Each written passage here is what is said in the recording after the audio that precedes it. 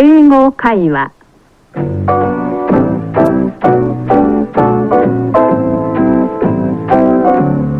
Hello everyone, welcome to our English conversation program. How are you? I hope you're fine. It's always a pleasure to invite you to join me for the guest hour together with Beth Higgins. Hello everybody. It's very nice to be with you today and to introduce Mr. Yoshio Murakami, a deputy foreign editor of Asahi Shimbun. It'll be very interesting to hear what he has to say.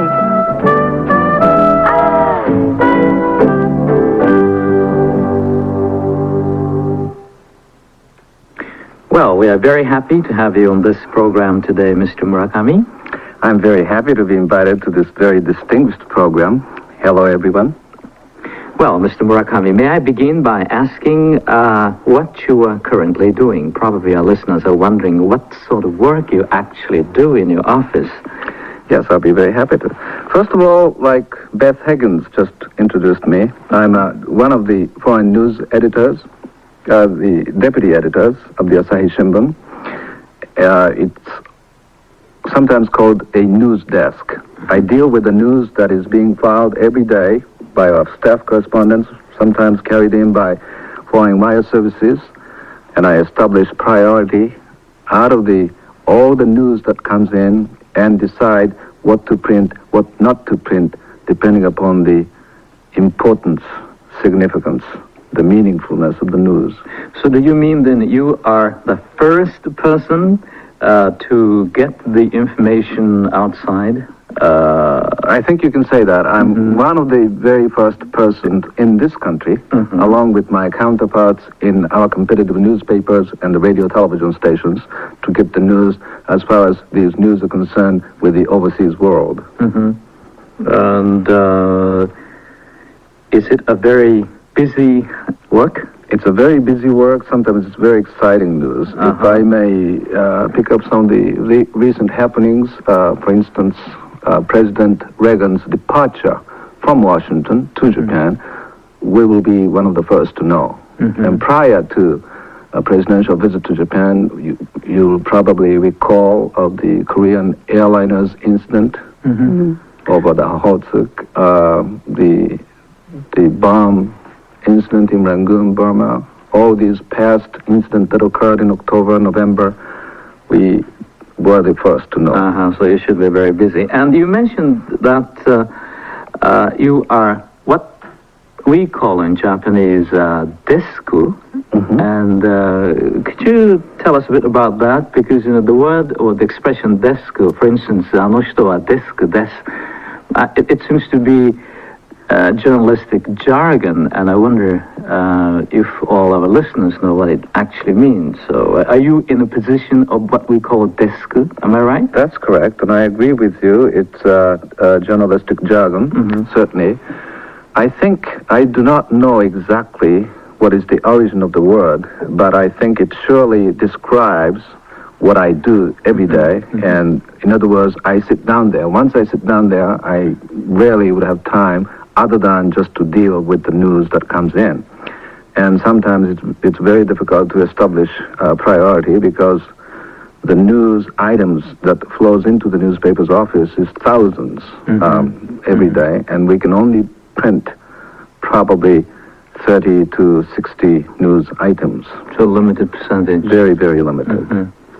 Well, I was wondering what are some of the most difficult and also some of the more pleasurable aspects of your work. I guess you've just answered the part about the most difficult. I imagine trying to decide the priorities is very, very complicated. But anyway, are there any pleasures that accompany? I'm sure there are, your job.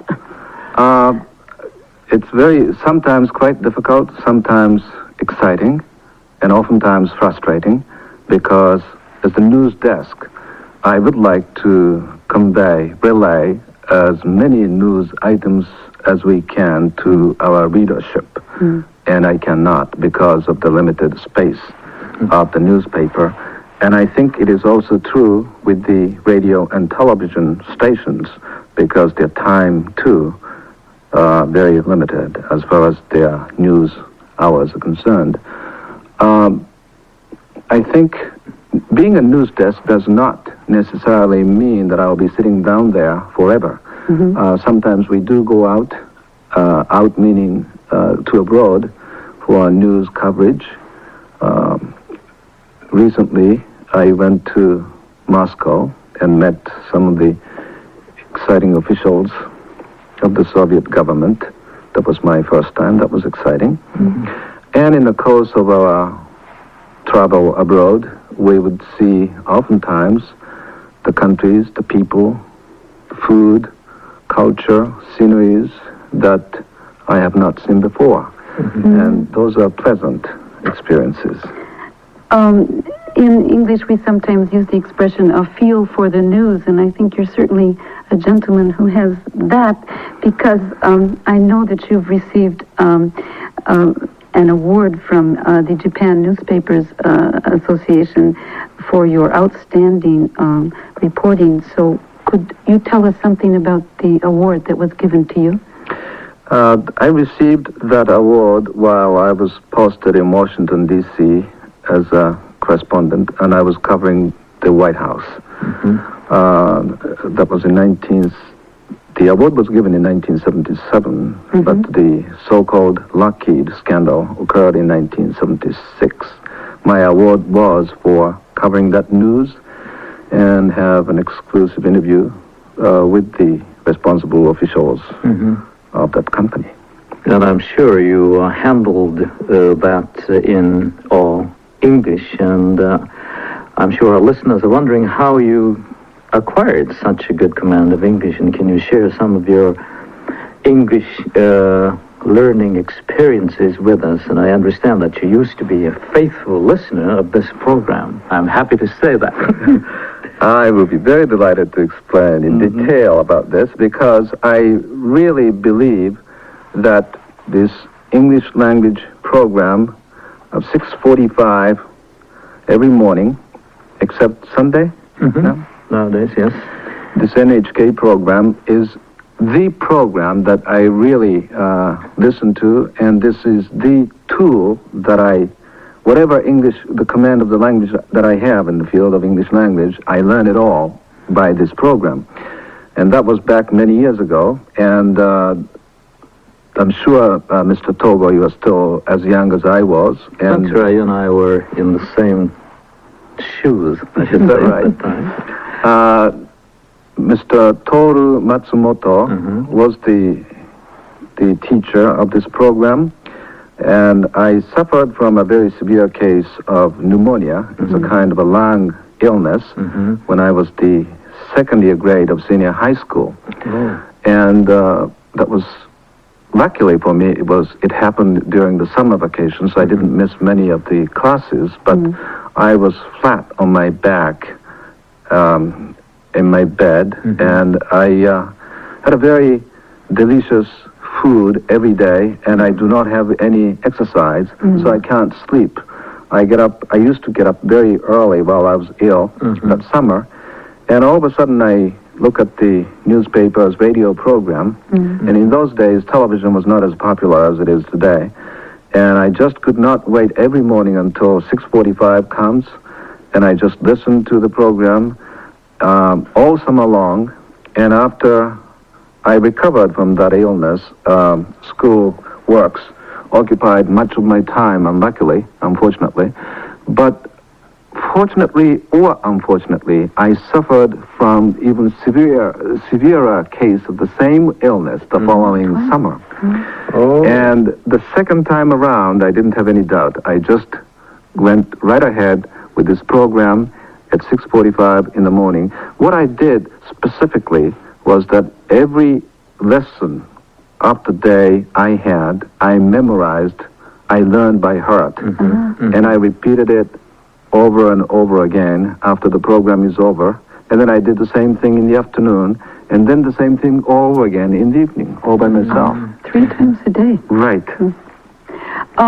Well, you sound like you were a very serious student, so I'd like to ask you about your college education and what you majored in college.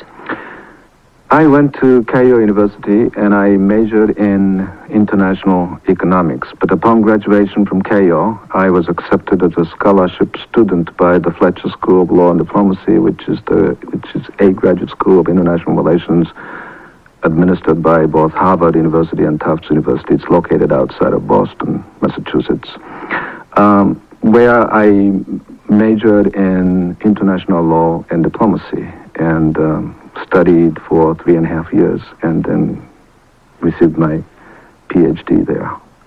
But thanks to this program, because I had the language.